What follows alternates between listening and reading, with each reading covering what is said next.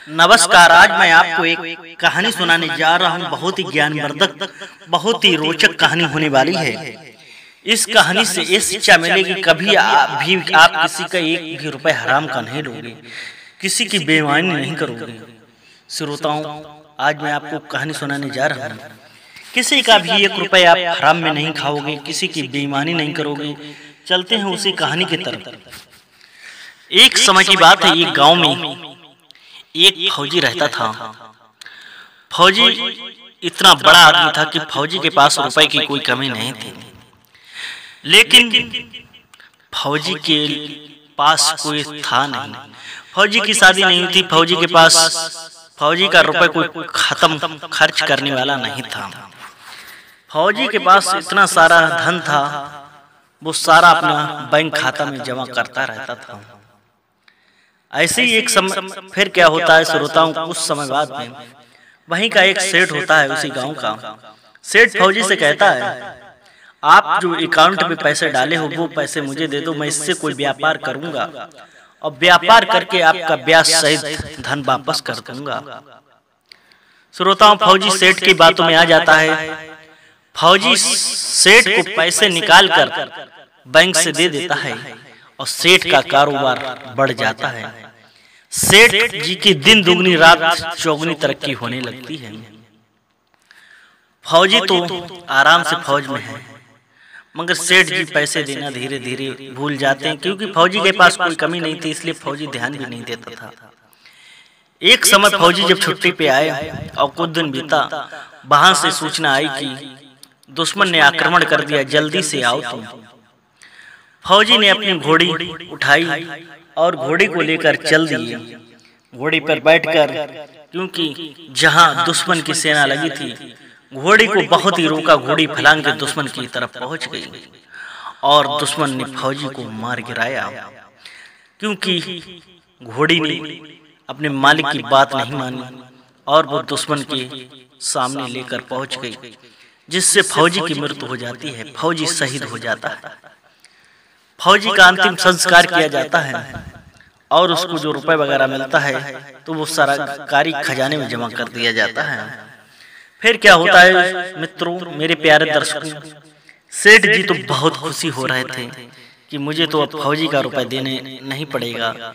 सेठ जी बहुत खुश हुए। क्या होता है, जब कुछ समय बीता, क्योंकि सेठ जी ने हराम का रुपए लिया था, बेईमानी का रुपए लिया था, फौजी की मेहनत की कमाई ली थी और उसे लौटाना नहीं चाहते थे। अब उनके मन में कपट आ गया, क्योंकि फौजी तो मर गया, अब उनका धन था वो सेठ जी ने सारा हड़प लिया था, बेईमानी कर ली थी, हराम का ले लिया था। अब क्या होता है, क्योंकि अगर किसी का रुपए एक रुपए हराम का लोगे तो आप भरोगे, कर्म भोगोगे, किसी के बहाने ना किसी के बहाने। सेठ जी के एक संतान होती है, एक पुत्र का जन्म होता है। सेठ जी बहुत खुश हुए। खुश होने के बाद में सेठ जी का जो बेटा था वो बढ़ने लगा तो श्रोताओं, बड़ा होने लगा। धीरे धीरे बड़े होते हुए तो उन्होंने कहा लड़का उनका शादी योग्य हो गया।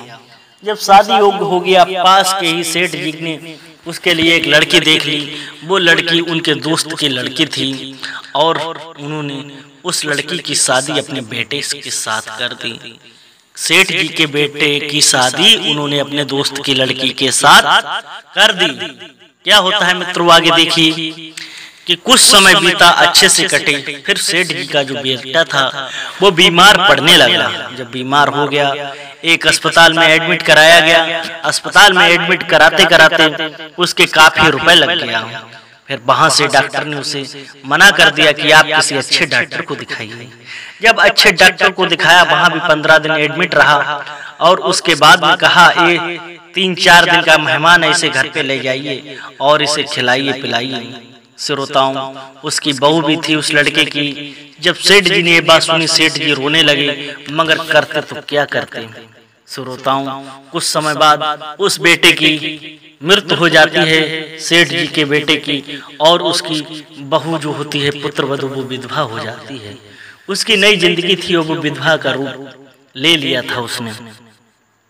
अब क्या होता है, लाश घर पे रखी होती है। कुछ समय बाद श्रोताओं बहुत वहां रोते हैं लोग, कहते हैं सेठ जी भी रोते थे। उधर क्या होता है, एक बाबा आते हैं और कहते हैं कि ये क्या मामला है कि एक सेठ जी का लड़का था वो खो गया। तो बाबा सेठ जी से कहा क्यों रो रहे हो, मत रो, ये तो दुनिया में चलता है, आज जिसको आना है एक दिन जाना है। क्या, अरे उसे तो जाना ही है। सेठ जी बोले क्या कह रहे हो, उसे जाना भी था कि मेरा तो सब कुछ चला गया। ये सेठ जी कह रहे हैं ध्यान से सुनो, आपने इसका कर्जा खाया था, वही कर्जा लेने आया। तो सेठ जी बोले मैं समझा नहीं, कई आप ध्यान करो कुछ बातें पीछे की मैं आपको बता रहा था। एक फौजी थे और फौजी के पास बहुत सारा धन था। उन्होंने आपके लिए धन दिया था। फौजी बोला हाँ दिया था। फिर क्या आपने धन उनका वापस करा? सेठ बोला नहीं करा, क्योंकि फौजी की मृत्यु हो गई थी। मृत्यु से पहले तुम्हें कुछ वापस करना चाहिए था, नहीं चाहिए। फिर जब फौजी की मृत्यु हो गई तो तुम्हारे मन में क्या आ गया, कपट आ गया कि मुझे अब ये रुपए वापस नहीं देना पड़ेगा।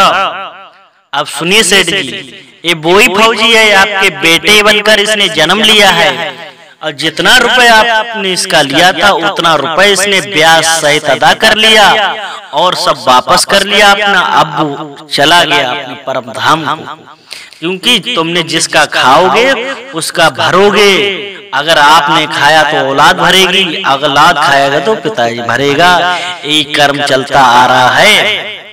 तो सेठ जी बोले चलो मेरा ये दोष है, इस पुत्र बधू का क्या दोष है, ये तो अपनी नई अभी इसकी उम्र है, नई उम्र में ये विधवा हो रही है। तभी बाबा कहते हैं कि इसका दोष बराबर का है।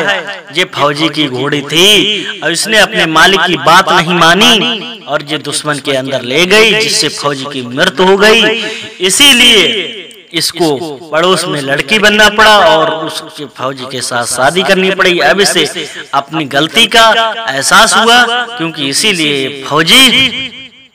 ये फौजी की घोड़ी है, इसीलिए भरेगी। श्रोताओं जैसा जो कर्म करेगा वैसा ही उसे सजा मिलेगी, क्योंकि किसी का हराम का नहीं खाना चाहिए, किसी की बेईमानी नहीं करना चाहिए, किसी की चोरी नहीं करना चाहिए, क्योंकि अगर आप किसी का 1 रुपया उठाओगे तो आपको 2 रुपए देने पड़ेंगे। किसी की बेईमानी करके खाओगे वो भी देना पड़ेगा। अगर आपको एक हमारी कहानी अच्छी लगी हो तो लाइक शेयर, चैनल को सब्सक्राइब जरूर करें। फिर मिलते हैं एक नई वीडियो के साथ।